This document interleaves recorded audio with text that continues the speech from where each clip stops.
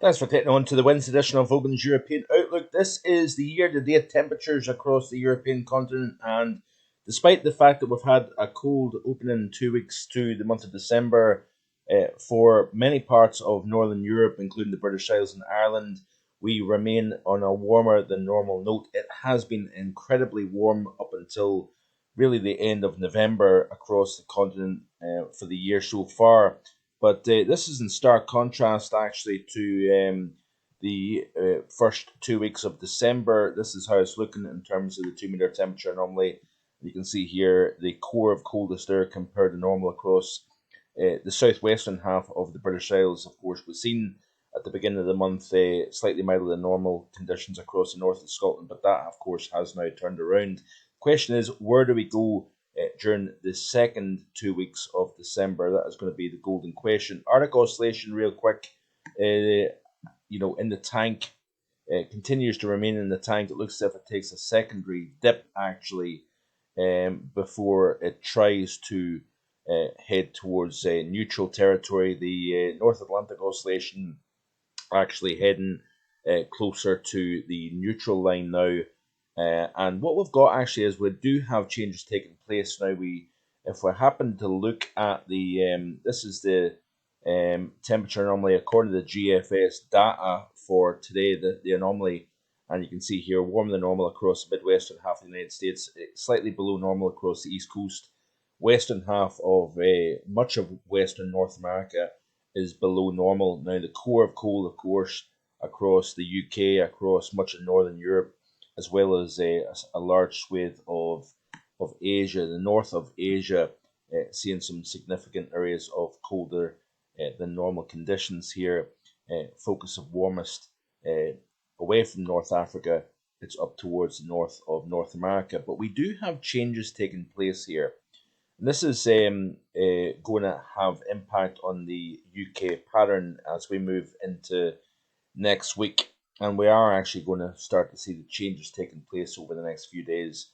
Cold at the moment, going to see another couple of days of below normal temperatures and more snow showers moving in from the north and whatnot. And of course, with systems coming in from initially the northwest on Friday, we've got another more potent area of low pressure that moves in during the course of Saturday into Sunday. And I'll look at that in a bit more detail in a second. But I want to look at the United States in particular because with the cold hammer coming down, that is going to then reinvigorate the jet stream, which has, of course, been weaker than normal, but focused away down towards the Azores and Iberia, where we've seen very disturbed weather, of course, in recent times, while we've got the block of cold further north. As we play through this operational run off the GFS, you can start to see the cold spreading eastwards. But as we play through the loop, so this is of course into the latter half of the weekend and into early next week, notice the cold air now starting to spread eastwards to the eastern half of the United States. That enhances the thermal gradient over the eastern half of the United States as well, and therefore we're going to start to see a reinvigorated jet stream. Notice here as we go through the middle and second half of next week, the operational has several punches of bitterly cold Arctic air.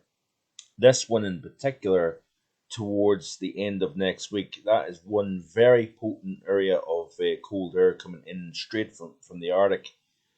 So North America is starting to see the cold now. The focus so far in December has been to the west, warmer across the east. But that is about to change, and I think that change in orientation of cold air will have impact on the North Atlantic jet stream, and then of course we're going to have a change in our weather here. But certainly, waves of polar air is going to descend over the United States, push eastwards. It's going to start to enhance the jet stream across the Atlantic here, and this is a polar view of the northern hemisphere here and the jet stream winds. Now, interesting enough, at this moment in time, we've got two jet streams to speak about. So we've got of course, the main polar jet here that's been displaced all the way to the south, but we've also got this other arm of jet stream winds circling around the top of the high. So of course we've got the big blocking area of high pressure centered over the Baffin Straits at the moment here. Jet stream pushing through the Azores, through the Gibraltar Straits, northwestern Africa, as you can see here, and the UK is generally in the cold air. As we continue to play through the loop here, as we start to see the cold pushing east over the United States, there's the jet stream becoming stronger in response to that. And in a sense, this will have a chain reaction kick to the atmosphere and start to bring changes to the British Isles pattern as well as Northern Europe here. So as we continue to play through the sequence here, you can start to see that the jet stream is becoming stronger, still displaced to the south, while we've got a jet stream further north, rounding the top of that area of high pressure, sinking south. So we've still got cold air coming around the top of this jet, down over Iceland, down towards the UK. In the meantime, we've got a southwesterly jet stream here. So this is the period on Sunday in particular. You've almost got a convergence of jet stream winds aloft, and of course at the surface we've got a deepening area of low pressure, a really squeezed isobar field, increase in the strength of the wind, and it's going to quickly transport very mild conditions from the Azores up towards the British Isles here. A complex combination of meteorology coming together during the day on Sunday. And the problem that you've got is that we've got this lobe of cold air directly over Iceland. And of course, the details are going to be subject to variation based on the model, based on what run it is. Other model runs are going to have differences as well. But at this moment in time, what we've got is we've got a transport of mild conditions coming up from the southwest. We've got this lobe of cold air here over Iceland. And what essentially I think is going to happen is once that system bodily moves over the British Isles, then we could start to see the return of cold air from the northwest back into the UK. And that is going to be something that we need to keep an eye on. But you notice here that we actually do have those jet stream winds kind of rolling across the top here, which is quite interesting during the day on Monday and into Tuesday. And there is a lot of complexity to the pattern, and it's going to be very difficult to pinpoint the details. But you can see here, this is by the time we reach the middle portion of next week, that we've got that jet stream now kind of pushed to the south, to the east, and we've got that northern branch of jet stream winds coming straight out of the north of Greenland and down to the west of the UK, which indicates that we're back in the cold air once again. So nothing is clear cut when it comes to next week, and it becomes more and more complicated as we go forward. But notice here that as we go towards the second half of next week, this orientation of jet streams, so we've got the northern branch coming over the top of Greenland, over Iceland, down to the west of the UK, around the southern portion of the British Isles, that would indicate that the majority of northern Britain is in the cold air during this time frame here. And then as we continue to skip through the period, Friday into Saturday, we've got a real messy jet stream upper air pattern scenario here taking place. But the bulk of this mess, do you notice here, is kind of to the west of the British Isles. Then as we push towards Saturday, Christmas Eve, into Christmas Day, Sunday, and we, this looks certainly based on this one individual model run, folks. I know you can't buy into this this far out, but again, there's very good reason to believe that we are in the cold air, at least in the northern half of the British Isles during the Christmas period here. And of course, you've got that big deliverance of polar air down through the centre portion of North America, right into the southeastern half of the country. Then, of course, you've got that northward surge of jet stream winds over the North Atlantic, and then, of course, the dip over the western side of the European continent here. Notice here we've also got jet stream winds over the top of the Arctic region as well. And is this having impact on the stratospheric polar vortex? That's the question. Of course, there's a lot of disruption, a lot of weakness within the tropospheric polar vortex, but is all this having impact on the layer above, up within the stratosphere? That is, of course, the big question. But certainly, this is a very interesting but very complicated setup indeed. So let's have a look at the details for the next few days here. So we do have a lot of conditions, of cold conditions over the next few days, of course. Let's have a look at the overview chart. So this is the latest run of the GFS. We've got, of course, all the disturbed weather down over Iberia and into the south of Europe here.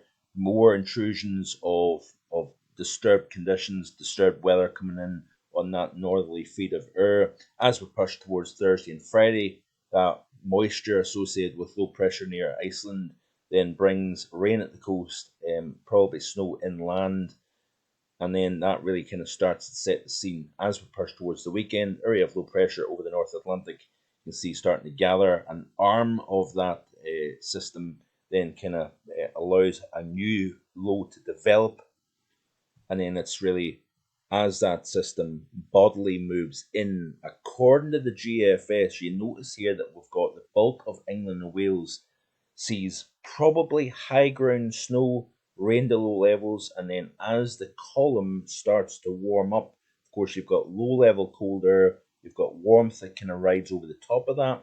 As that warmth kind of then starts to take over, it then kind of, the warm air rides over the top. Then as the column starts to heat up, you're removing the cold right the way down to the surface, and therefore we have all rain. Temperatures to start off close to freezing. During the course of Sunday, as that air mass moves in, winds come in from the south, you're then eroding the cold air at low levels. Temperatures will probably be at the end of Sunday 9, 10, 11 degrees Celsius. As that cold air is probably deeper further north, across the north of England, North Wales, and particularly over Scotland, the snowfall will probably fall more at low levels as well as high ground, and it will take longer for that warmth to mix out the cold air. So it looks as if, northern England, southern Scotland, central Scotland, Highlands, and the question is, does that milder ever truly reach the far north of Scotland? That is, of course, debatable and open to question. But then as we push into the day on Monday, we've got more moisture, we've got more wind and rain, any kind of snow cover down across low levels of England, Wales, even mid levels. The snow is going to probably get wiped out with this situation here. Certainly, according to the GFS, it has milder all the way across the board with this individual model run. Then, as that system exits, then you've got the cold air coming back into the play once again, as you can see here, according to the model. And then right the way through next week, it looks as if we're in northerly winds, more snow showers coming back in again. We're starting to rebuild the snow cover once again, replenish it.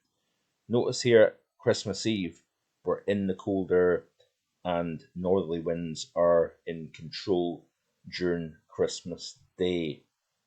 Looking at the ECMWF, and we can have a look and see quickly before I run out of time as per usual. So you can see here, northerly winds, we've got that little system coming in, enhancing the snow shower activity Wednesday night into Thursday. And then that area of low pressure then moves into the northwest, as you can see here. And then we've got that system moves in, brings rain, sleet, snow. Question is, does the milder ever reach the entire UK? This model, as well as the GFS, looks as if it's going to do that. And then as that system then exits to the east, we're back in the cold air once again. But it looks as if the ECMWF may try to hold on to kind of milder air behind that feature. The GFS has that area of low pressure exiting, cold air comes back in, ECMWF possibly tries to have a reinforcing shot of milder conditions. So big question marks, of course. That's it for today. I've run out of time. We'll have more details on this in the next couple of days. But enjoy the rest of your evening. Thanks for watching. Please like, share, and if you haven't already done so, hit that subscribe button. Thanks for watching. Bye now.